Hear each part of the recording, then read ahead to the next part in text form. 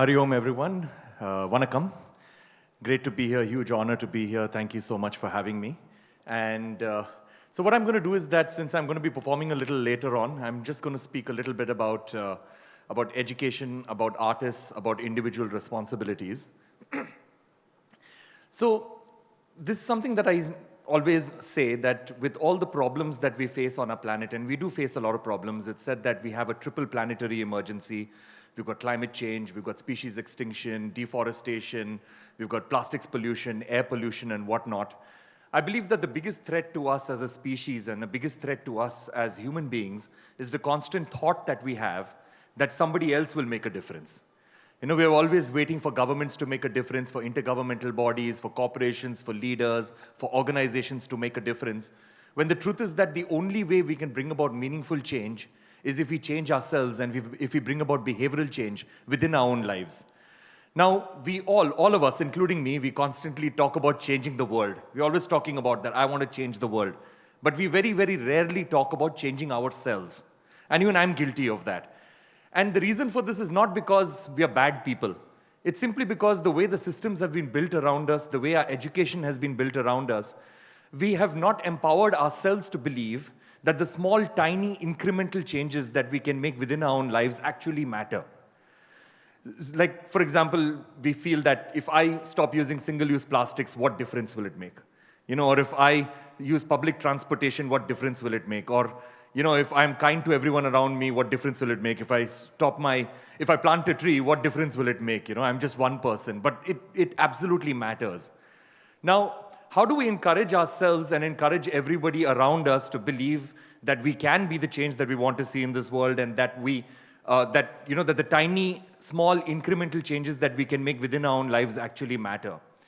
Now, of course, you know, the question, in my opinion, has never been about awareness, because every single human being on this planet is aware of all the problems that we face, maybe not at a scientific level or at an analytical level, but at some level everybody knows that, you know, that there is climate change and there's something going wrong, and, you know, and animals are dying in the forest and plastics are bad. Everybody knows about all of this, or air pollution is bad.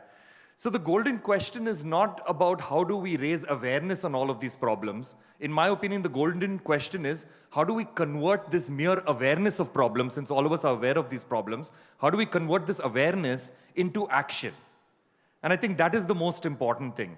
Now, we can showcase all of that scientific data, which is extremely important, but it will probably have no effect on the mindsets of people. We can showcase all of that analytics and statistics, which is also equally important, but it will probably not have an effect. In my opinion, what is needed is for artists, for storytellers, for spiritual leaders to lead by taking all of these complex ideas and thoughts and simplifying it through the emotional language of arts, of music, of spirituality, and reaching the hearts and souls of people, and reaching people on an emotional level so that we can bring about behavioral change and we can inspire people to bring about change. So I think that is what is important, and that is the only way. So I guess what the government needs to do, what all of us need to do, is leverage on artists and on spirituality, on spiritual leaders to bring about change, and that is extremely important. Now, the second thing that I wanted to talk about is basically action and consequence, because that is something that is completely missing in our mindsets. We are not mindful about the actions that we make and the consequences that happen. I'm going to speak a little bit about that during my concert, and I'm going to play you a song on that. But right now what I can tell you is that, like, for example, I'm wearing a cotton pant right now. Okay, it's a pure cotton pant, so you would say that that's a sustainable material, right? Cotton is pure cotton. It's not polyester, it's pure cotton. It's a sustainable material, so why not buy 5 of them? Why not buy 10 of them? Why not wear a different cotton pant every single day, you know, so that I have different pictures on Instagram every single day? Why not do all of that? But then, once we are mindful and once we understand our action and consequences, we will completely, like, you know, we will absolutely understand that, you know, that this cotton that has gone into this cotton pant has to be grown, right? The cotton pant is not born in a supermarket. It has to be grown. So basically it takes between 14 to 15 cotton plants to make this single cotton pant that I'm actually wearing. It takes up to about 150 or 160 days to harvest that plant, which is a few months, almost 5 months, to actually harvest that cotton plant. You have to water it every day.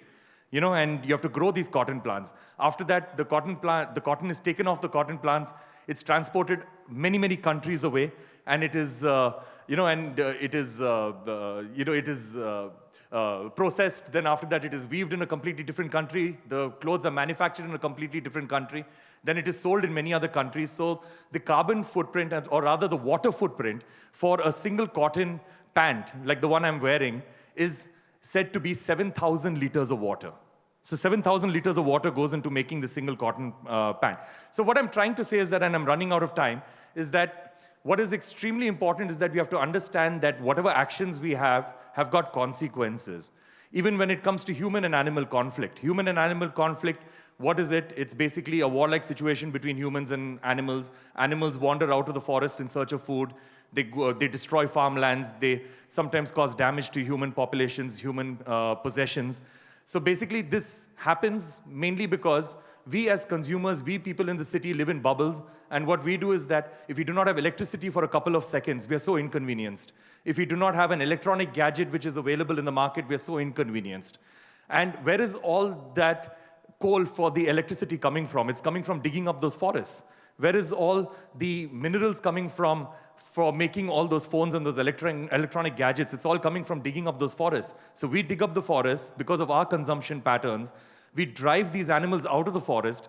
These animals have no other alternative but to go out of the forest to actually get their food and to get their nourishment. And because of that, we've got something known as human and animal conflict, and we've got animals coming out into the streets, coming out into the cities, into villages, and all of that stuff. So anyway, I've run out of time. I would say that, as Baba Diom, the great philosopher, said, that at the end of the day, we as human beings, we will only protect things that we love. We will only love things that we understand, and we will only understand things that we are taught. So it's important. Education plays a very important role. Thank you.